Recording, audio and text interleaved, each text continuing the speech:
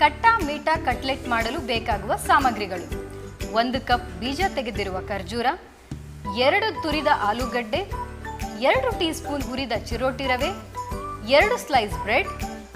1 tea spoon ಗರಂ ಮಸಾಲಾ ಪುಡಿ, 3 ಕತ್ತರಿಸಿರುವ ಹಸಿ ಮೆಣಸಿನಕಾಯಿ, 1 ಟೀ ಸ್ಪೂನ್ ಕೆಂಪು ಮೆಣಸಿನಕಾಯಿ ಫ್ಲೇಕ್ಸ್, ಕೊತ್ತಂಬರಿ ಸೊಪ್ಪು, ತುರಿದ ಶುಂಠಿ, ರುಚಿಗೆ ತಕ್ಕಷ್ಟು ಉಪ್ಪು, ಎಣ್ಣೆ, ಬ್ರೆಡ್ ಪುಡಿ ಹೊರಳಿಸುವುದಕ್ಕೆ. ಕಟ್ಟಾ ಮೀಠಾ ಕಟ್ಲೆಟ್ ಮಾಡುವ ವಿಧಾನ: 1 ಬೌಲ್ಗೆ ತುರಿದ ಖರ್ಜೂರ, ತುರಿದ ಆಲೂಗಡ್ಡೆ, ಚಿರೋಟಿ ರವೆ, ಪುಡಿ ಮಾಡಿದ ಬ್ರೆಡ್, ಕತ್ತರಿಸಿದ ಹಸಿ ಮೆಣಸಿನಕಾಯಿ, ಕೆಂಪು ಮೆಣಸಿನಕಾಯಿ ಫ್ಲೇಕ್ಸ್, ತುರಿದ ಶುಂಠಿ, ಗರಂ ಮಸಾಲೆ ಪುಡಿ, ಕೊತ್ತಂಬರಿ ಸೊಪ್ಪು ಮತ್ತು ಉಪ್ಪನ್ನು ಹಾಕಿ ಚೆನ್ನಾಗಿ ಕಲಸಬೇಕು. ಕೈಗೆ ಸ್ವಲ್ಪ ಎಣ್ಣೆ ಸವರಿಕೊಂಡು ಕಟ್ಲೆಟ್ ತರಹ ಕೈಯಲ್ಲಿ ಒತ್ತಿ